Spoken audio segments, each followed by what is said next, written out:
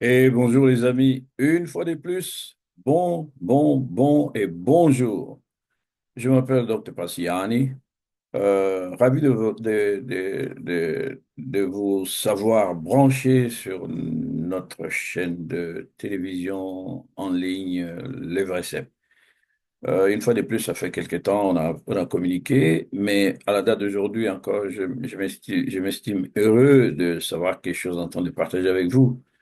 Et aujourd'hui, nous sommes présents dans notre chaîne Le Vrai Cep, où nous communiquons d'une part le message de l'évangile du royaume de Dieu, où nous avions commencé avec un programme spécial pour l'année. Et en alternance, nous faisons, comme vous le savez, des enseignements concernant le leadership politique.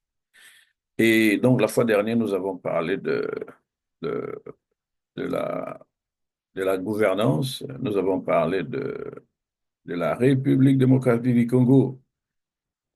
Et nous avons également parlé de sa souveraineté.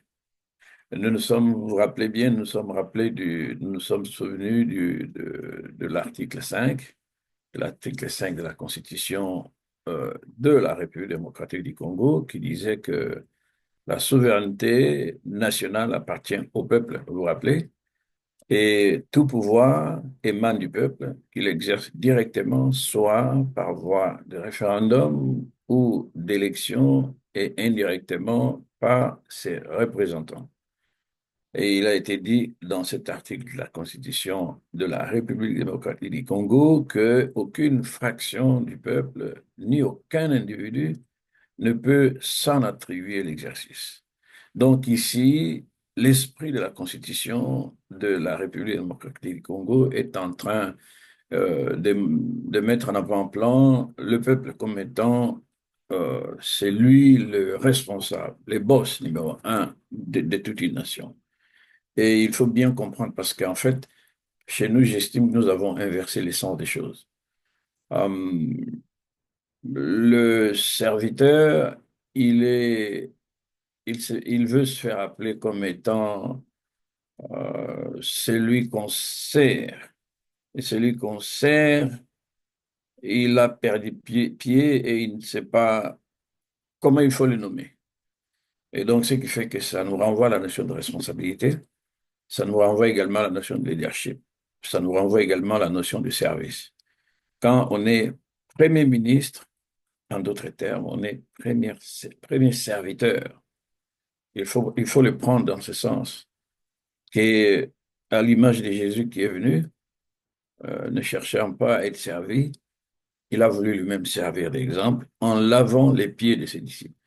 Et ça, c'est aussi une notion assez profonde pour nous enseigner le vrai leadership. Ça consiste à servir qu'à être servi. En tant que tel, si nous comprenons déjà ces préalables, nous pouvons bien évoluer dans le sens de nos relations en tant que responsables avec les administrés. Parce qu'en réalité, comme le stipule l'article 5 de la RDC, beaucoup de pays, chaque pays, je pense que c'est pratiquement pareil, où le peuple euh, a sa place dans la Constitution et que, bon, dans la réalité, c'est autre chose. C'est autre chose.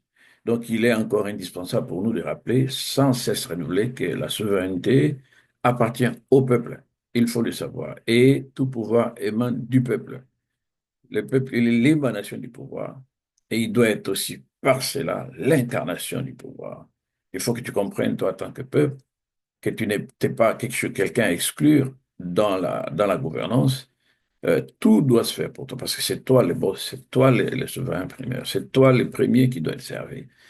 Il faut encore marteler pour remettre les choses en place. Et voilà. Donc, aujourd'hui, nous allons aborder un sujet qui est brûlant, un sujet capital. Je pense que nous en avons parlé longuement la fois dernière.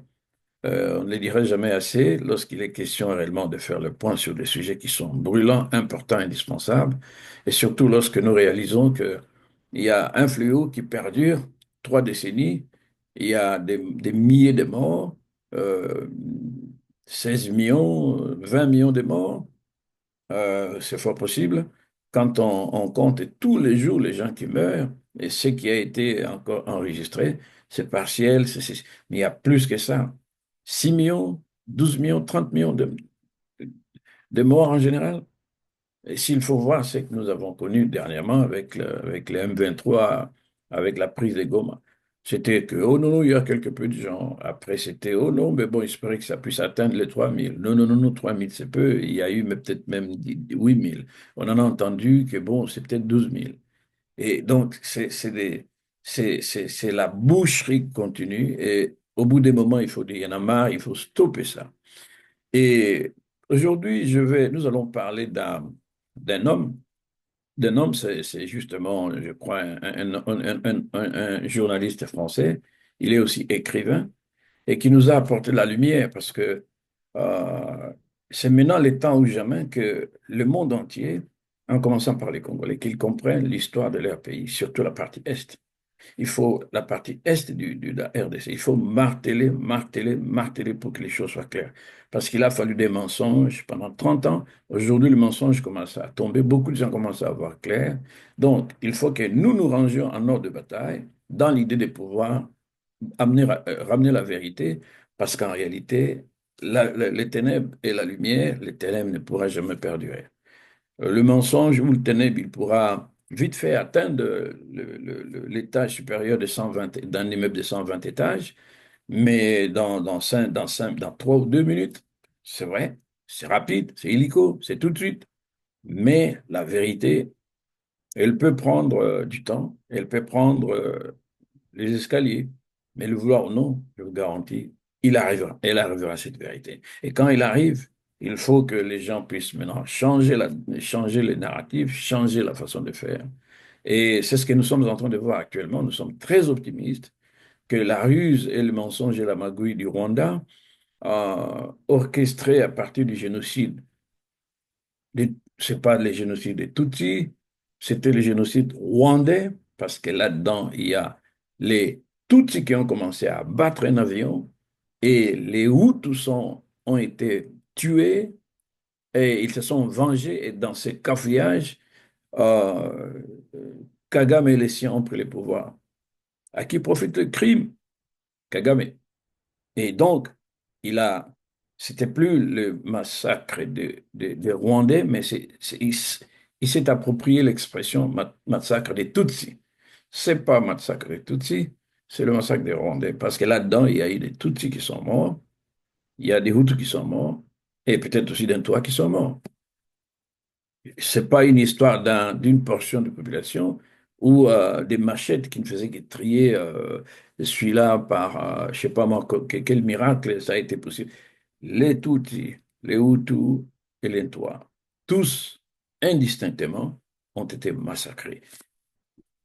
L'avion a été abattu, ils se sont vengés, mais le but, c'est d'abattre l'avion et d'abattre également les gens qui étaient sur la terre. Et c'est comme ça que le jeu s'est joué. Aujourd'hui, les langues, c'est des livres. Aujourd'hui, il y a des gens qui écrivent. Mbeko Patrick a écrit des livres là-dessus. Wanda Honoré, bon, il y a Onana Charles qui a fait beaucoup, beaucoup, beaucoup d'investigations avec les documents des archives occidentales, jusque dans les parlements, même des documents euh, dont les secrets étaient élevés au niveau des États-Unis. Mais le frère, il est formidable, il a fait un travail des fourmis qui a commencé à apporter de la lumière aujourd'hui. Donc, il faut continuer à dire la vérité et elle triomphera, le vouloir ou non, à coup sûr. Ça, c'est clair. L'ennemi du mensonge, vous savez, c'est quoi l'ennemi du mensonge? L'ennemi du mensonge, c'est le temps. Par les temps qui courent, les choses commencent à... Mais il ne faut pas dire que, bon, on est arrivé, c'est bon, il n'y a plus rien à faire, il faut se tourner les pouces, roupiller, dormir. Non, c'est le moment ou jamais de frapper encore du marteau sur les clous pour que la planche soit avalée totalement par les clous. Et il faut, pour que les clous soient avalés totalement par la planche, il faut taper, taper, taper dessus. Et c'est en tapant, en faisant de la sorte, que la vérité va finir par totalement jaillir et éclairer toute la venue. Et là, le mensonge restera le mensonge et le salaire du mensonge, ce sera ce que vous pouvez imaginer. Et nous sommes en train de... Aujourd'hui, je viens de vous, nous allons parler d'un homme euh, qui a parlé du territoire de Bushi. Territoire de Bushi. Territoire de Bushi. Bushi, dans le Sud Kivu, en République démocratique du Congo. Selon ses écrits, cet homme a dit que ça n'a jamais, le Bushi n'a jamais été un territoire rwandais. Et comprenez ceci, les territoires du Bushi, situés dans ce qu'on appelle aujourd'hui le Sud Kivu, en République démocratique du Congo, c'est bon qu'on se le dise, ces territoires n'ont jamais été administrés de manière effective ou prolongée par le Rwanda avant la période coloniale. Jamais du tout. Et ces écrits nous viennent de Jean-François Le Drian et il a fait un commentaire dans X, euh, connu autrefois sous le nom de Ture. Et c'est monsieur qui il est. Nous avons d'abord besoin de parler de lui, très important.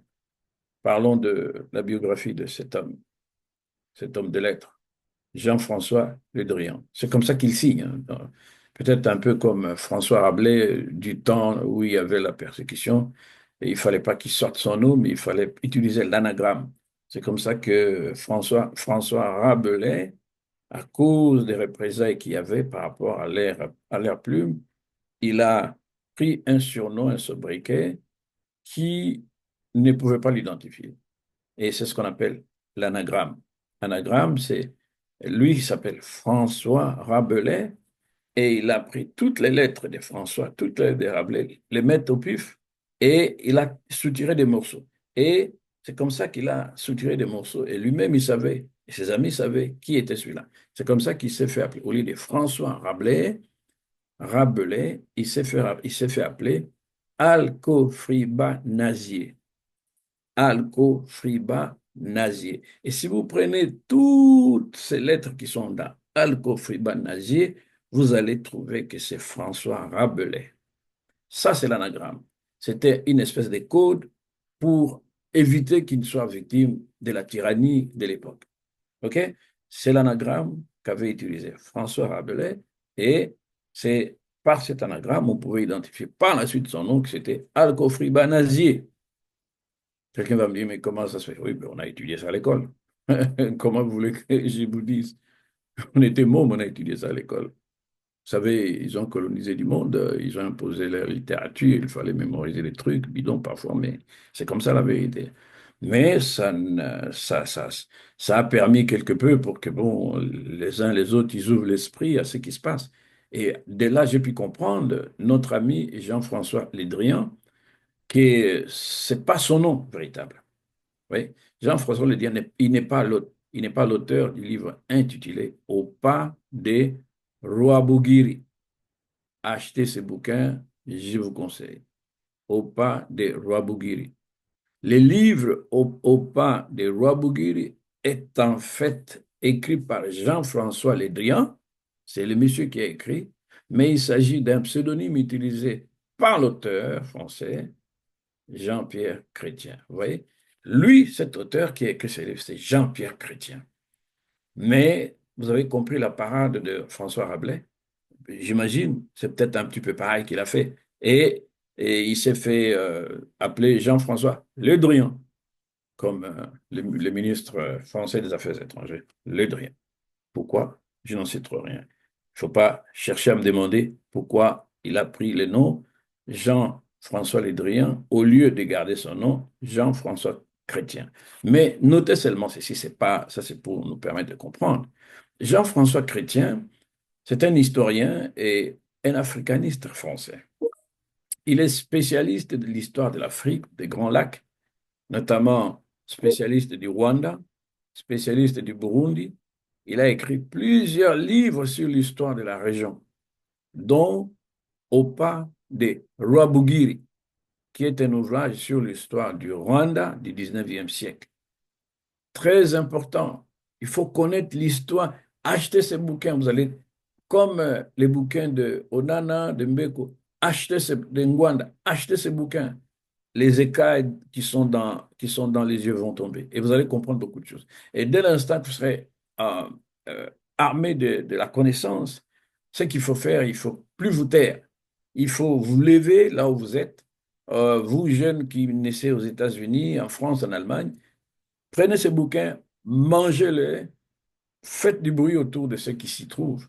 Et comme la voix commence à se faire entendre, elle se fera entendre à tout jamais. Ne vous inquiétez pas. Tout ce que vous voyez là, ben, c'est normal que la queue du serpent bouge, mais la tête, elle est écrasée. Dans l'histoire des nations, vous allez trouver que beaucoup de pays ont souffert comme ça.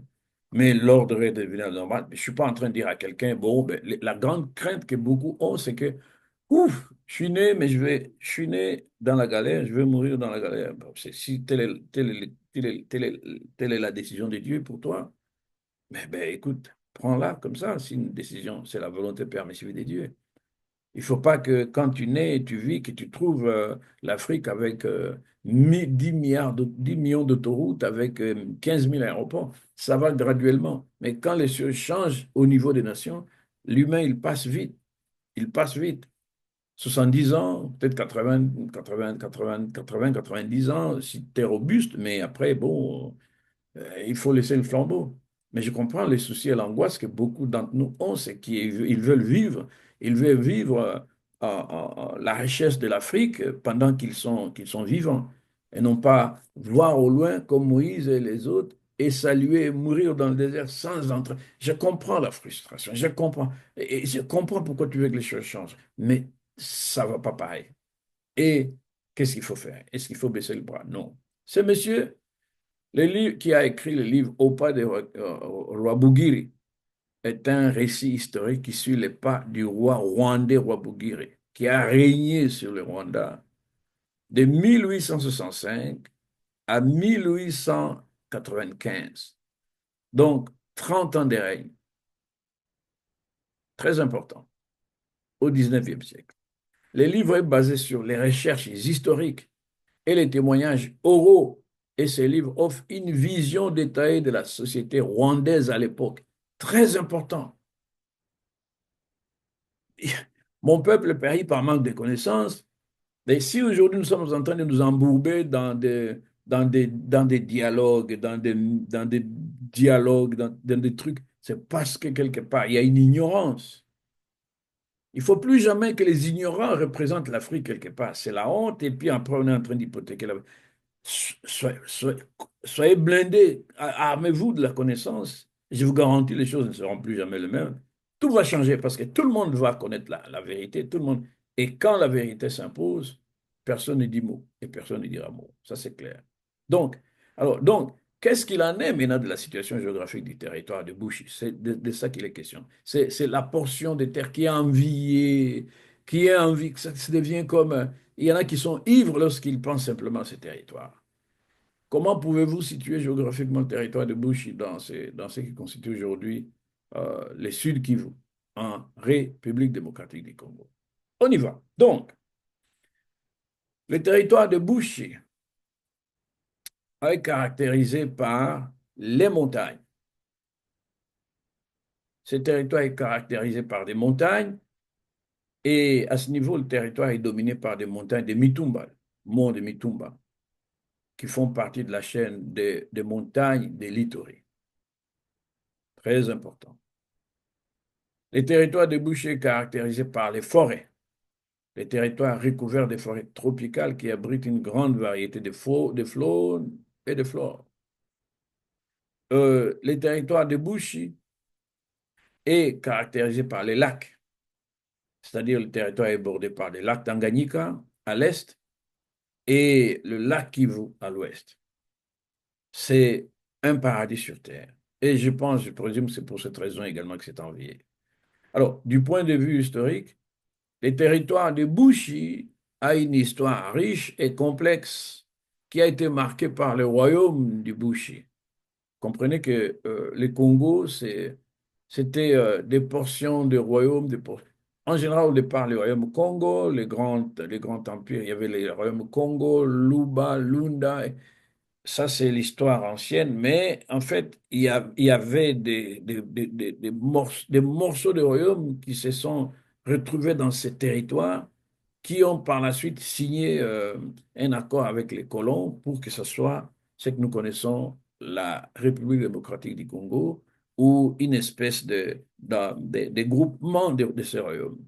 Et les territoires de Bushi, dans la richesse de son histoire et la complexité de cette histoire, elle est marquée par le royaume du Bushi. Le royaume du Bushi. Le territoire était le siège du royaume de Bushi, un royaume traditionnel qui a existé jusqu'à la colonisation belge. Grab it in your brain. Et le territoire a connu une autre histoire riche et complexe qui a été marquée par la colonisation. Avant la colonisation, c'était le royaume Bushi, un royaume qui a été prospère, qui était le siège même de... On parle de Bashi. Bashi, c'est Chi, les hommes de Chi. Bantu, c'est Bakongo, Baluba, Bakusu, Bashi. C'est-à-dire, c'est les gens de Luba, les gens du Congo. Et ici, Bashi, les gens de Chi.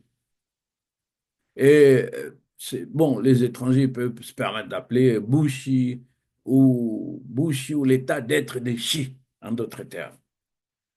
A été marqué par la colonisation très importante. Le territoire a été colonisé par la Belgique à la fin du 19e siècle. Siècle et fait partie du Congo belge. Bushi, les territoires de Chi, avant c'était par le royaume de Chi et après colonisé par la Belgique. Et ça faisait partie du Congo belge. À l'indépendance, le territoire a obtenu son indépendance en 1960, comme tous les pays qui étaient sous l'emprise de la Belgique, et a fini par faire partie de la République démocratique du Congo. Pas du Rwanda. Please, pas du Rwanda. Alors, la situation actuelle les territoires du Bushi. Les territoires du Bushi ou des Bashi, si vous me permettez, comme je viens de le dire, est situé à l'est de la République démocratique du Congo, dans la province du Sud Kivu. En quoi correspond-il ces territoires actuellement? Il correspond au territoire actuel de Mwenga, ok?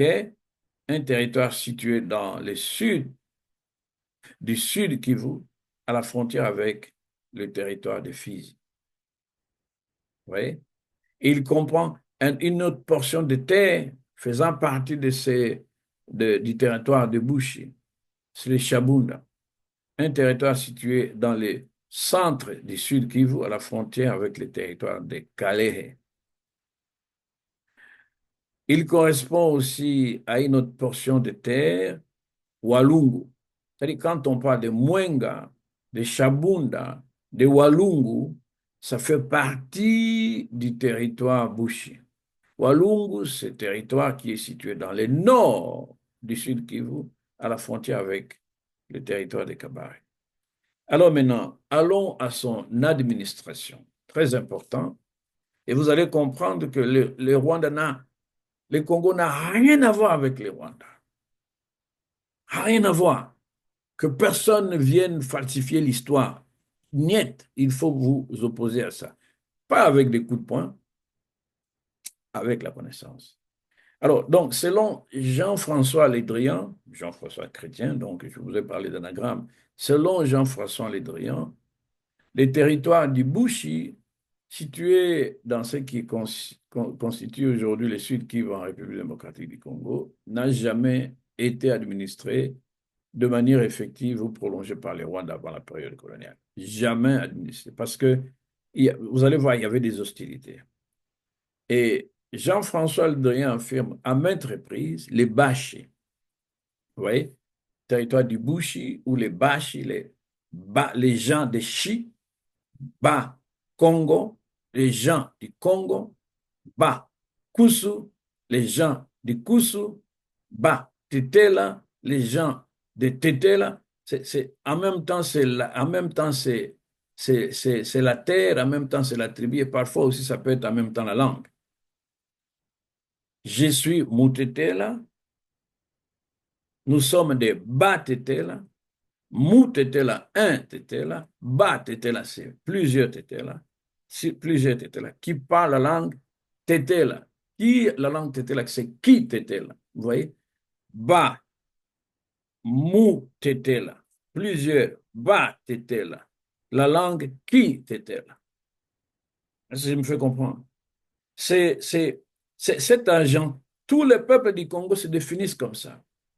Mou Tetela, Mou Luba, plusieurs Ba Tetela, Ba Luba. Qu'est-ce qu'ils parlent? Qui Tetela pour les Tetela, qui Luba pour les Luba, ou pour eux, c'est Chi Luba. Vous voyez, c'est ce que les Rwandais ont étudié, ils ont cherché à bricoler leurs trucs pour se fabriquer un peuple avec une terre, avec une langue. Mais ça a raté parce qu'ils ont tout faux. La montagne, les Kinyamulenge, tout faux, ils ont tout faux. Je disais, Jean-François Le Drian affirme à maintes reprises que les Bashi, peuple Chi, Bashi, les gens de Chi, s'opposent à une résistance acharnée aux tentatives d'invasion rwandaise, repoussant les assaillants dans la plupart des cas. Cette indépendance farouche est illustrée par plusieurs exemples historiques marquants. Il insiste, la résistance victorieuse de Bashi face aux ex. Il y a eu beaucoup de... Le monsieur là, lisait les livres.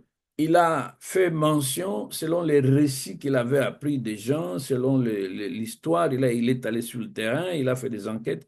Et il y a eu une résistance victorieuse de Bashi face aux expéditions rwandaises. Mon frère, ce que tu vois aujourd'hui, ce n'est pas quelque chose qui date d'aujourd'hui. C'est quelque chose qui a daté ces gens-là, ils étaient dans un désespoir morbide et ils ont voulu faire ça. Et c'est comme ça que nombre d'entre eux disent que c'était notre terrible. Non, rien de tel n'est vrai, ni du temps d'avant la colonisation, ni du temps de la colonisation, ni même d'après. Ça doit être bien clair. Alors, nous allons rentrer un peu dans les vifs de l'histoire. Vers avant la colonisation, parce que bon, beaucoup de gens ils parlent de la colonisation. Avant la colonisation, vers 1388, c'est ce que Lédrian, Jean-François Lédrian nous dit. Lisez ce livre. Vers 1388 à 1390 pour les Belges, 1990, lors de la première expédition connue, ça c'est la première fois que le Rwanda a attaqué le Congo. En 1000, il a commencé à attaquer de 1388 jusqu'à 1390. Donc il y a 2 ans qui étaient marqués par des guerres où le Rwanda a d'abord commencé à faire une première expédition connue. Et qui était le roi à l'époque? C'est Nsoro Ier, mais il fut repoussé par les Mwami Kamome. Les Mwami Kamome, c'est les Congolais. Quand Soro Ier est entré, il a été repoussé. Malgré l'enlèvement temporaire de la princesse Nibunga, cette incursion échoua à soumettre les Baches. Ils sont venus au Congo, mais ils ont enlevé la princesse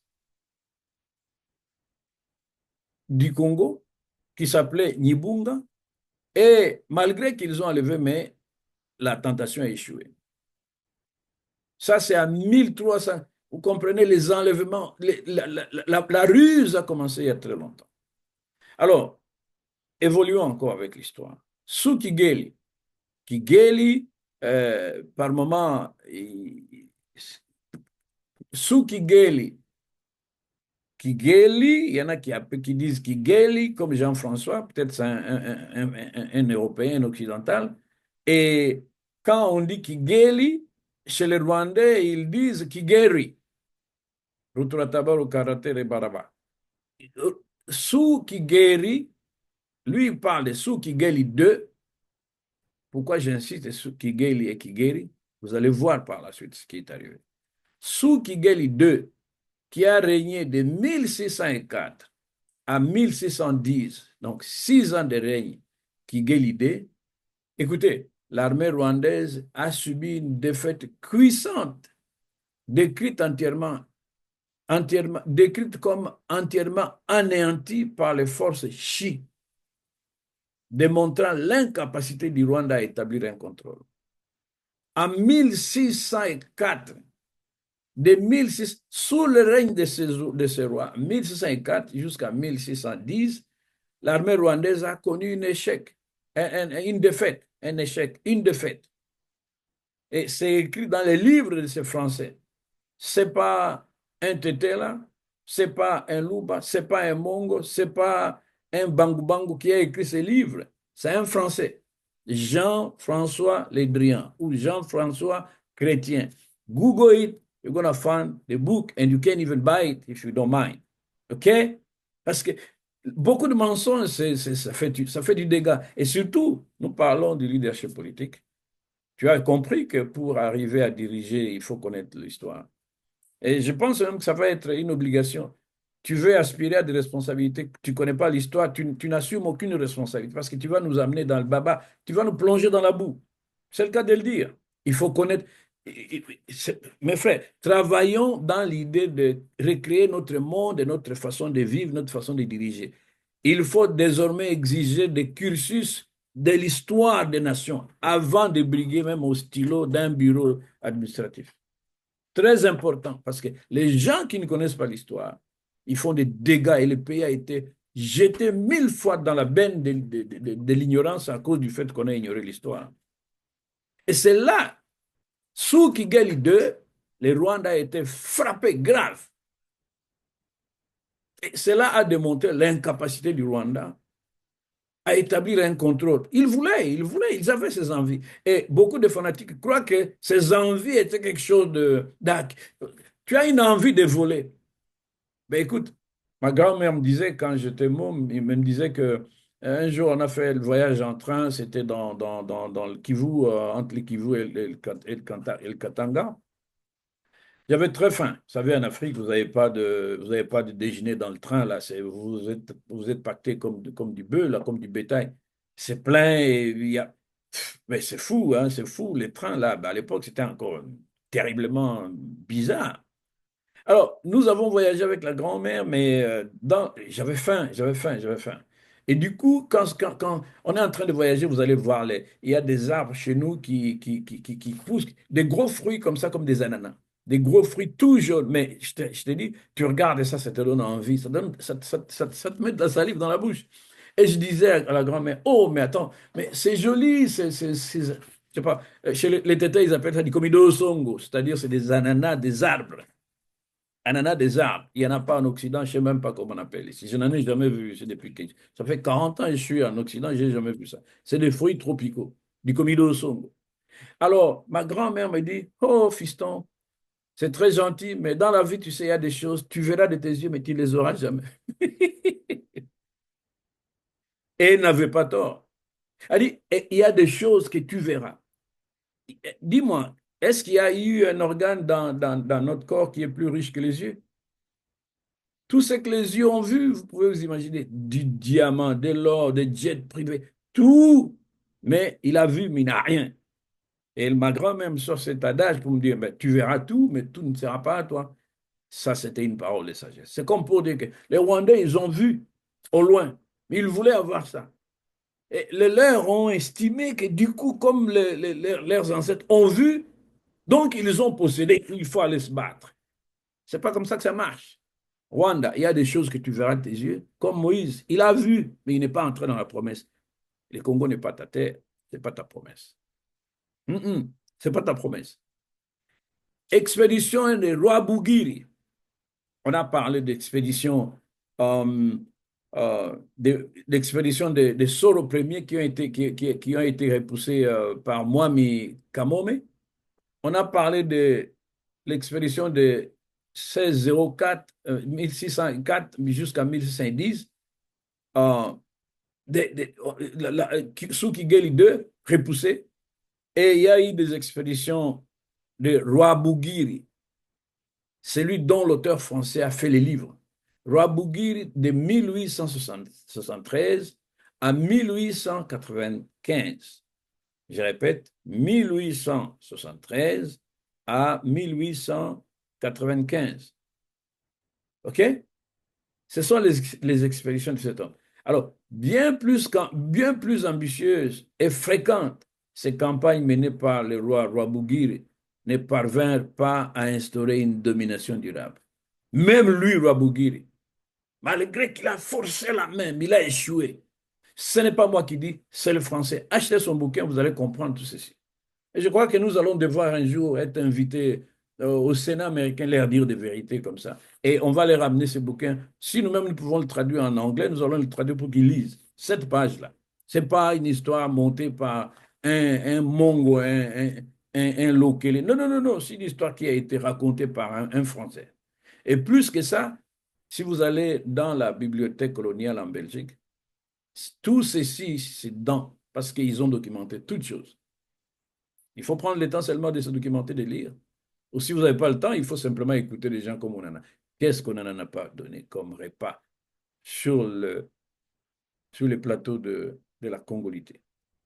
En 1885, en 1885, la victoire décisive de Bashi à Chirogole.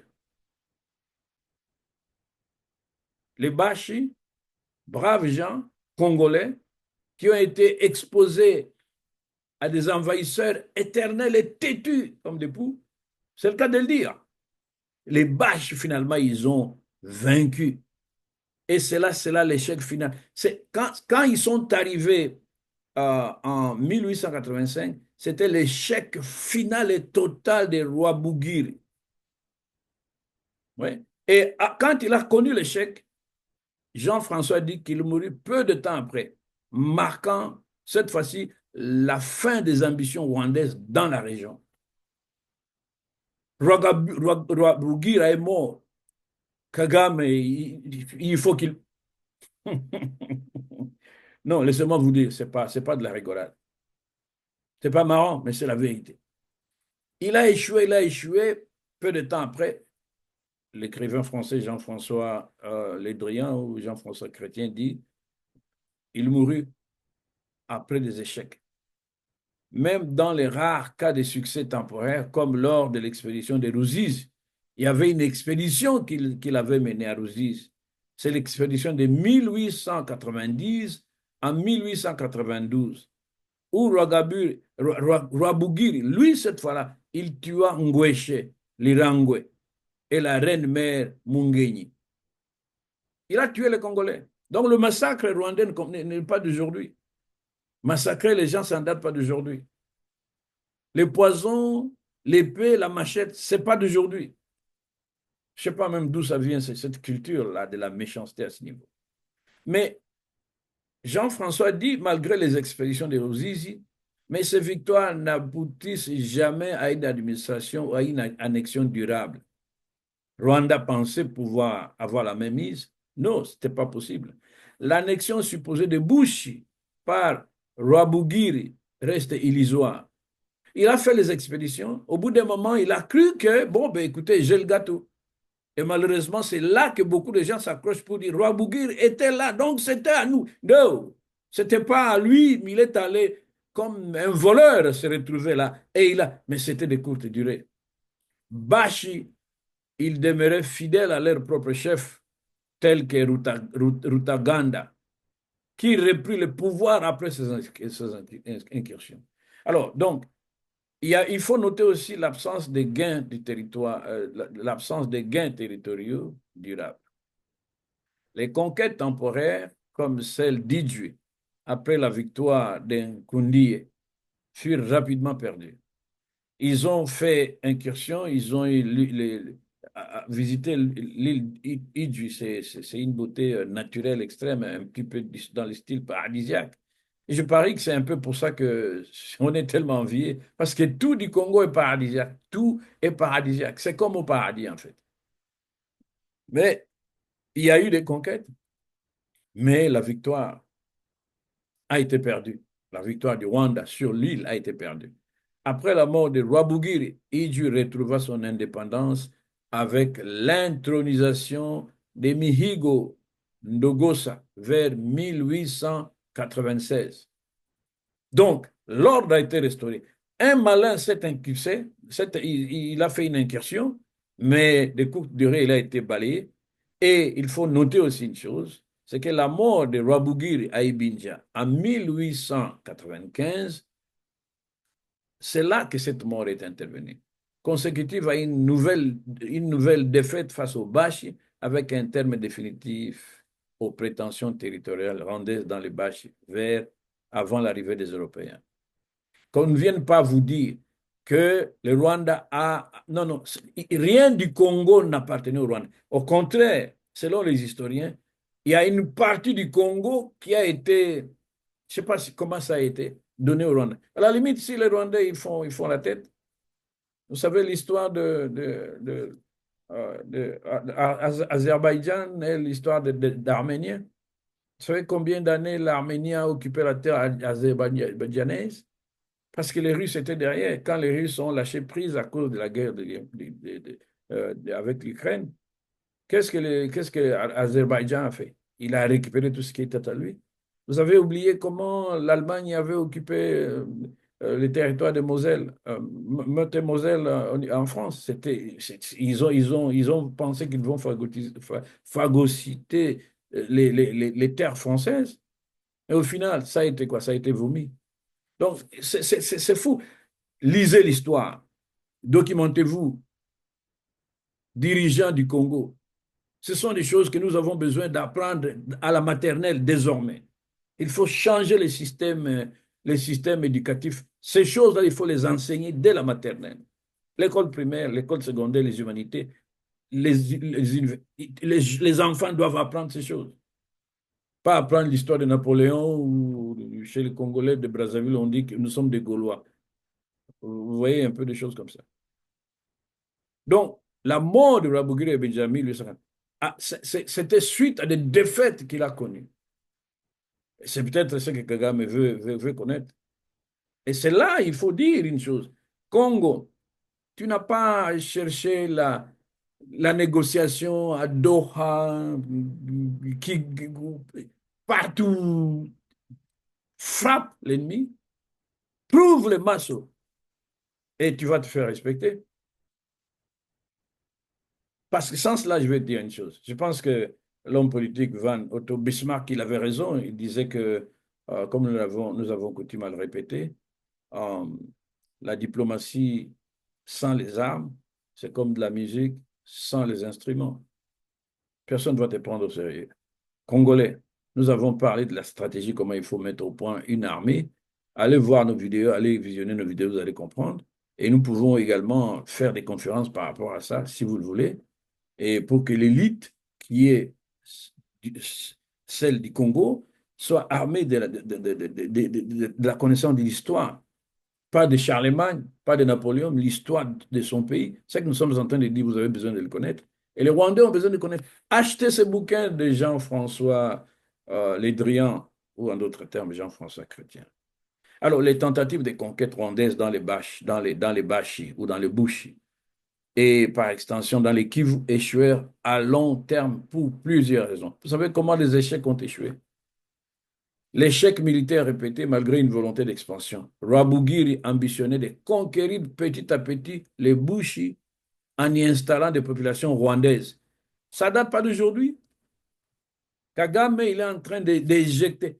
Plus de 300 000 personnes sont à l'étranger. Aux États-Unis où je vis, j'en ai croisé, même les enfants. On dit non, non, on était à l'école, on nous a appris, on dit il faut aller en Amérique. Et on va dire que c'est les Banyamulenge. Il n'y en a pas de Banyamulenge. Ce sont les Rwandais que vous avez piochés dans les écoles pour les envoyer aux États-Unis et dire que c'est les Congolais. Et tout là, on vous fait signer des documents que ces Congolais qui ont été rejetés doivent rentrer chez eux. Ça, c'est la formule de la balkanisation qui avait été imaginée il y a très longtemps par Rwabugiri. Et il voulait conquérir petit à petit et il voulait installer les populations rwandaises. Mais Jean-François nous dit ceci, les expéditions s'arrêtèrent à la ténacité des Baches. Ah, il faut soutenir les Baches. Ce sont nos frères qui ont souffert depuis très longtemps. Il faut vraiment les soutenir, il faut les encourager. Peuple Bashi, on est derrière avec vous. Je sais comment vous avez souffert et jusqu'à là aujourd'hui, on veut vous annexer. On ne nous annexera pas. Et Jean-François Lédrian dit, par exemple, lors de l'expédition de Kubuntu Bumuzindu, l'expédition de 1879, les deux colonnes rwandaises furent écrasées, forçant Rwabugiri à décréter une année de deuil pour des pertes considérables qu'il a connues. Vous voyez? Et c'est un monsieur qui était tenace, Rwabugiri. Et il y a peut-être des petits Rwabugiri qui sont nés, qui sont en train de nous faire de matraquage, mais parlons de l'histoire, parlons de ces choses, et les gens commencent à comprendre. La mort de Rwabugiri mit fin aux ambitions rwandaises. Et Jean-François Lédrian nous dit, la campagne de Chiroge, celle de 1894 à 1895, fut le point culminant de cet échec. Repoussé par les forces Rutaganda, Rwabugiri mourut empoisonné à Ibinja. Il est mort empoisonné à Ibinja, mettant un terme aux offensives rwandaises. Il faut que les Rwabugiri finissent comme ces rois Rwabugiri qui faisaient les incursions. Et chaque fois qu'ils faisaient, nous dit Jean-François Lédrian, ce n'était que des échecs. La conclusion, qu'est-ce que nous pouvons dire comme conclusion de cet homme? Lisez le bouquin. Je suis en train d'interpréter simplement le bouquin. C'est sa pensée, je vous la donne. Et conclusion, c'est indépendance préservée. Alors, les territoires de Bashi, englobant Kabare, Walungu, Kalehe, Ijwi, Buhavu et une grande partie du Sud Kivu avec Bukavu comme chef-lieu n'a jamais intégré au Rwanda de manière significative avant la colonisation. Jamais. Il y avait des tendances de vouloir arracher, mais ça n'a jamais été intégré de manière significative. Ainsi, il est clair que le Rwanda n'a jamais exercé une autorité effective ou durable sur le Kivu pendant la période précoloniale. Jamais. Les Baches ayant su préserver leur autonomie face à toutes les tentatives d'ajustement. Les Baches ont résisté. Et pourquoi aujourd'hui, le grand Zaïre du grand maréchal Mobutu doit être comme un petit lapin et le petit Rwanda comme les grands éléphants qui écrasent tout. Il faut renverser la tendance. Ainsi donc, grâce à la mort de Rwabugiri qui prend fin, c'est ainsi que grâce à la mort de Rwabugiri qui prend fin les conflits armés entre les Bashi et les Bushi et les Rwanda. Rappelons que Rwabugiri, connu pour son humanité et sa sensibilité, fut assassiné. Il a été il a été humain par les Rwandais, mais c'est comme Kagame, on dit que c'est lui le sauveur, la ville propre. Mais d'où tire-t-il ce qui fait qu'on... C'est le fruit de pillages, de vols, de massacres. Ça serait réellement être un dirigeant. Un dirigeant, je ne sais pas comment il dort, il se réveille dans la conscience quand il sait qu'il y a 20 millions de morts comme ça. Vous tuez les gens, vous prenez l'argent issu du sang et vous construisez. Vous êtes fiers? Vous êtes fiers? Et cet homme, écoutez bien, Rwabugiri, il a fait assassiner sa propre mère, son propre père, ses propres frères. Gassigna, un de ses cousins dont il jalousait la beauté et la popularité, qu'il plaça un coup de bâton et il a tué aussi une de ses femmes. Ce n'est pas ce que nous sommes en train de vivre aujourd'hui. Carnage, tuerie, massacre. Ça, c'est vraiment le prototype de ces Rwabugiri. Ça, c'est le prototype de ces Rwabugiri. Et ça, c'est très important, il faut qu'on arrive à se le dire.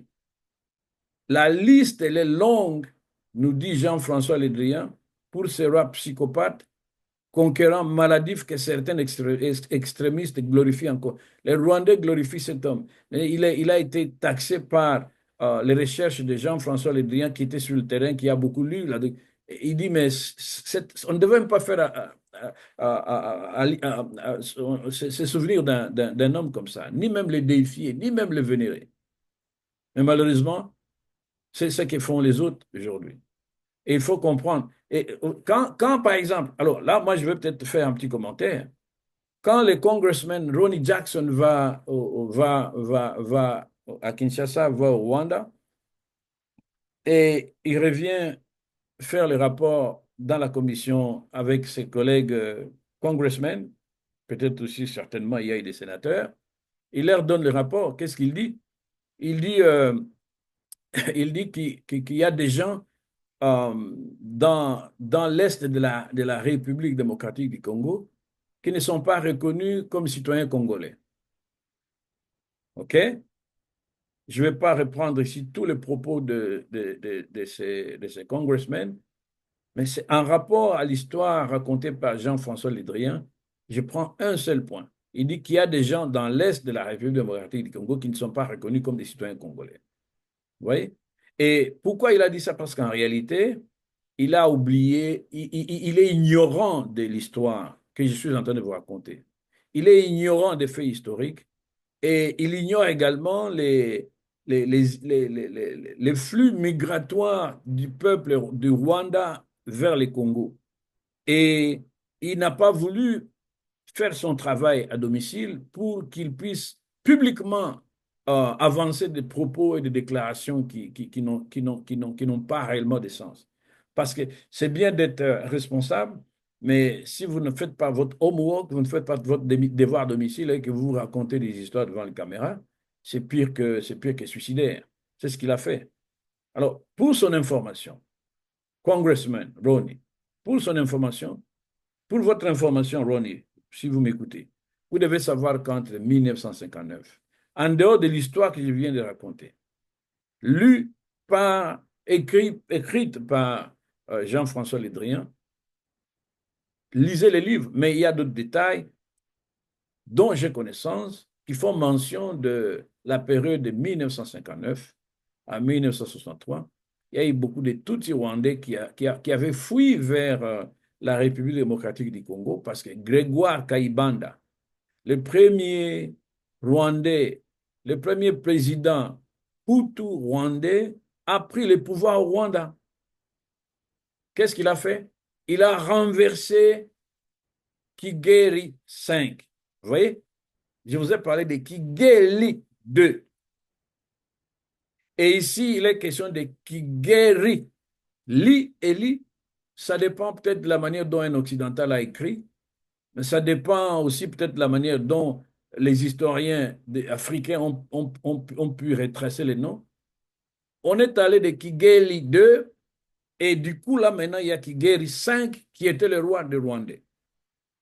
Et ça, c'était le dernier roi Tutsi au Rwanda. Il est le fils puissant de Charles Mutara III Rudahigwa. C'était le fils de Charles Mutara III Rudahigwa, Kigeri V. Cet homme, un Tutsi, il était roi. Mais il a été, vous savez, ils sont minoritaires chez eux. Peut-être 10% de la population. Les trois, c'est 3%. Et les autres, c'est peut-être 80 aussi. Les Hutus, ils sont majoritaires. Mais malgré qu'il y avait cette tendance, il y avait un roi. Mais quand euh, Kayibanda Grégoire est arrivé, ce roi a été démis de ses fonctions. Et qu'est-ce qui s'est passé? C'est qu'à l'époque, là, euh, les Rwandais ont fui. Ils ont quitté en masse le Rwanda. Les Rwandais Tutsi, les Rwandais Hutus, ils ont quitté leur pays pour venir en République démocratique du Congo, où ils ont habité au pied de la montagne de Mitumba. On a parlé de Mitumba. C'est là qu'ils ont habité. À côté de cette montagne, il y a encore une autre montagne qu'on appelle la montagne de Boulenge.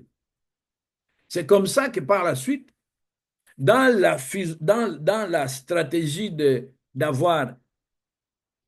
un peuple, une langue et une terre, et ils ont créé, euh, ils ont triché la manière dont les Congolais s'identifient par le peuple, par la terre et par la langue, et ils se sont dit, Nous sommes à Moulengue, nous devenons maintenant les Banyamulenge.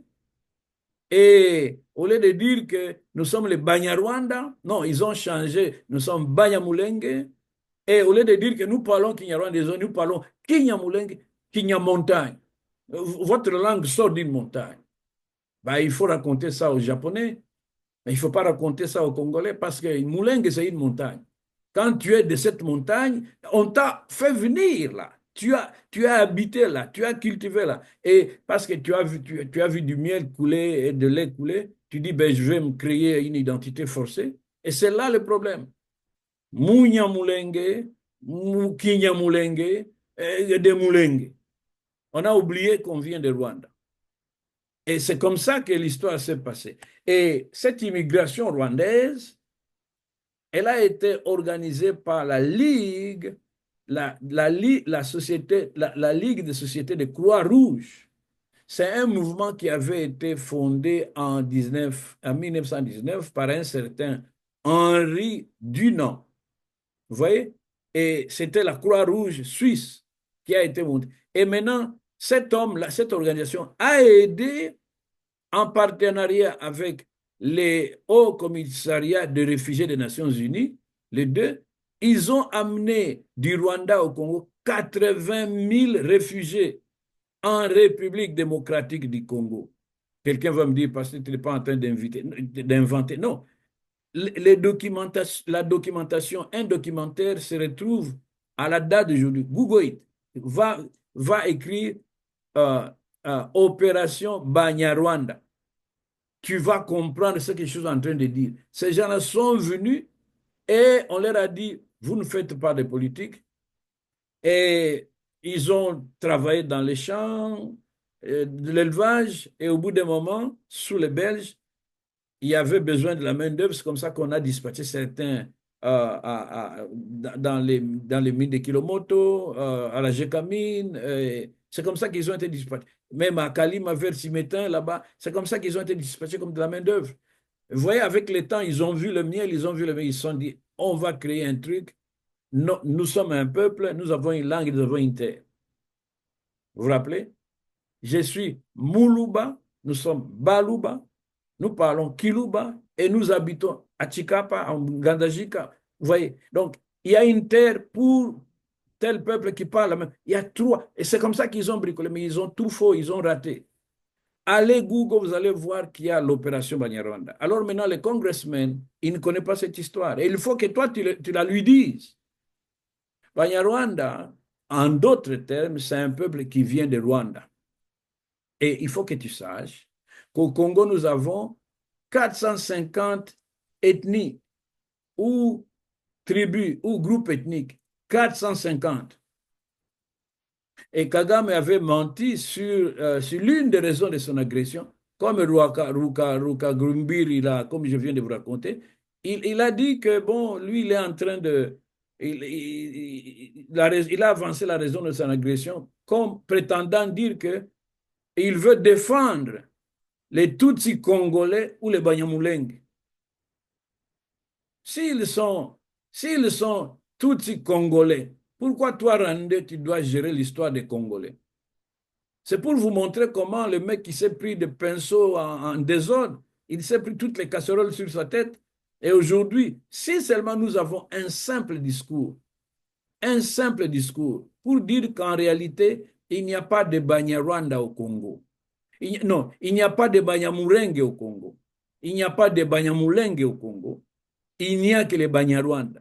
Banyarwanda, Mulenge, c'est la montagne du Congo. Ces gens qui viennent du Rwanda sont venus habiter au bas de la montagne de Mulenge.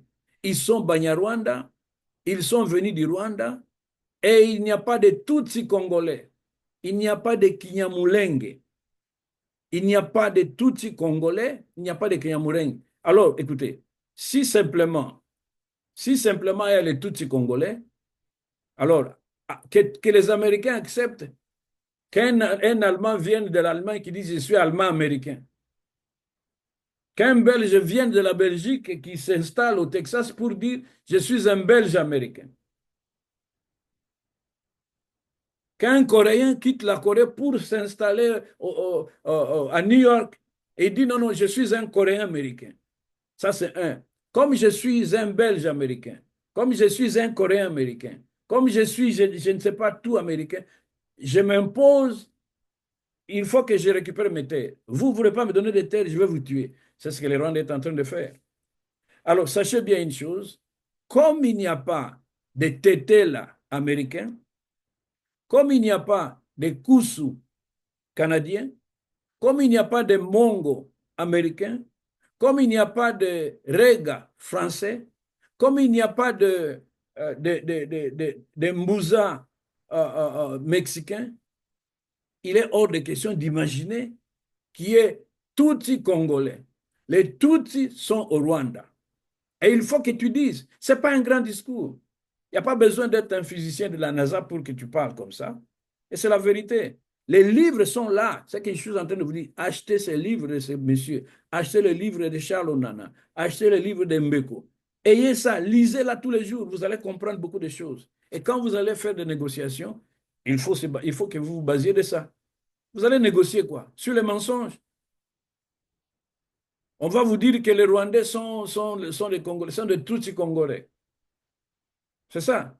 Rutratabaro, Garatera, Karamagi, Karambizi, tout ça. C'est ce qu'on va vous dire. Des noms là, comme ça, on disparaît, ça devient Ngoi Wangoi, ça devient Mutwale wa Kisimba. Ils ont même falsifié tous les noms de la Congolité. Et maintenant, il faut que les choses rentrent dans l'ordre. Il faut que les choses rentrent dans l'ordre. J'aimerais réellement que, si vous ne voulez pas faire des choses simples comme je suis en train de vous dire, je vais vous garantir, tout ce que vous allez signer comme des contrats, tout ce que vous allez signer comme accord, là où on a gommé, on a enlevé de la Constitution, la Congolité, à partir de 1885, vous avez changé jusqu'à mettre seulement jusqu'à 1960. Bisengimana force la même Mobutu. On veut accepter, on veut que tous les villages du Rwanda, depuis le temps de Mobutu jusqu'à aujourd'hui, leurs enfants, leurs arrières, ils sont congolais. Comment est-ce que vous obtenez la nationalité en forçant la main comme ça? Une nationalité massive, c'est individuel. Partout, j'ai été en France, individuel. Aux États-Unis, individuel. C'est seulement au Congo. Et ouvrez les yeux, vous, le dirigeant. Vous êtes en train de faire la honte. Il y a des choses basiques. Les Français auprès de qui vous allez, ces choses simples, ils les connaissent. Que la nationalité, ce n'est pas en masse, c'est individuel. Ils le savent. Pourquoi tu as honte de dire ça? Et les réfugiés qui sont au Congo, OK, les Rwandais, si les Rwandais sont venus parce que Kigeri Seng a été chassé, ou quand Kagame a créé, il a commencé le génocide et les gens ont fui. Combien de ces gens-là ils étaient? Ils sont venus, les ont massacrés. L'ONU en sait quelque chose. Il y a beaucoup ont été massacrés, beaucoup ont été massacrés. Ils ne constituent même pas une menace pour le Rwanda, ces gens-là. Mais c'est un prétexte, parce que si j'ai ce prétexte, je vais entrer, je vais me servir les coltans, l'or, je vais prendre. Et c'est documenté, c'est écrit dans les documents de l'ONU. Partout, c'est connu. Parce que nous, on est menacés. Au Congo, c'est la nationalité et la souveraineté qu'on veut nous arracher. Peuple, tu es souverain. Le pouvoir, c'est toi qui en es le garant. C'est toi qui en es l'émanation. Parce que le pouvoir émane de toi. Si seulement tu peux comprendre le son de ma voix et dire que non, il y en a marre, il faut maintenant se lever, avec la vérité, ça va triompher. Donc, moi, aujourd'hui, j'ai continué à faire des commentaires, mais je vous conseille d'acheter des livres de ces messieurs. Je vous conseille de. Ça s'appelle comment? Quelqu'un va me dire encore les livres, ça s'appelle comment? Je vais voir. Et les livres, ça s'appelle Au pas de Roi Bougiri. Au pas de Roi Bougiri. Alors là, il y a l'image de Kagame. Alors, cet écrivain, il dit que Kagame, il est dans les pas de Roi Bougiri. Alors, c'est ça le nom du livre. Achetez, vous allez encore davantage vous documenter parce que c'est très indispensable. Il faut que la lumière vienne et l'ennemi du mensonge, c'est le temps. Aujourd'hui, nous avons franchi les caps du mensonge. Si les gouvernants ne peuvent rien faire pour leur pays, c'est une sale histoire qui va être collée à vos CV. Une sale histoire qui va être collée à vos CV. Pendant que tu étais député, pendant que tu étais ministre, le pays a été balkanisé, tu rendras des comptes. Tu es député, qu'est-ce que tu faisais à la députation? Est-ce que tu as pu parler pour la cause du pays? Est-ce que tu as défendu même l'honneur du pays? Est-ce que tu as parlé par rapport au pays? C'est quoi ton dossier que tu as défendu? C'est quoi le projet de loi que tu as avancé? Est-ce que tu as avancé des projets de loi? Ça va se justifier. Nous allons sortir le fichier. Qui a fait quoi? Si on a été dans l'histoire de dilapidation des fonds, ben, vous allez devoir rendre compte. Si c'est sous votre règne que le pays a été balkanisé, ça sera sur votre dos. Les gens, ils ont été tués, massacrés, et à Kinshasa, et dans le Kivu, sous votre règne. Vous allez rendre des comptes. Il faut que quelqu'un rende des comptes. C'est ça la redevabilité. Non, moi, je m'arrête ici pour aujourd'hui, et je crois que ça va encore édifier quelqu'un parce que il y en a marre. Il faut parler, parler, parler, parler davantage, parce que je pense que nous sommes à l'heure de la parole. Il faut parler. Non pas seulement à l'heure de la parole, il faut être à l'heure de l'action. Ça, c'est ça qui va libérer le pays. Donc, moi, j'ai commenté. On est en train de dépenser sa salive comme ça. C'est pas pour des prunes, mais je pense que c'est pour quelque chose qui va être récompensé. Euh, Sûrement aujourd'hui, peut-être pas aujourd'hui, mais demain, après-demain, les gens qui vont combattre dans les câbles, dans les silences, dans la vérité, dans l'honnêteté, ce seront des héros de l'ombre qui devront à un moment être célébrés comme étant des patriotes véritables qui n'ont pas trahi leur pays et qui n'ont pas vendu pour des sous la richesse qui a été donnée pour son petit intérêt personnel et égoïste. Ceci étant, donc aujourd'hui, je m'arrête ici. Merci beaucoup d'avoir porté écoute à ce que nous avons dit et que Dieu vous bénisse. Encore, encore. Ciao, mes amis.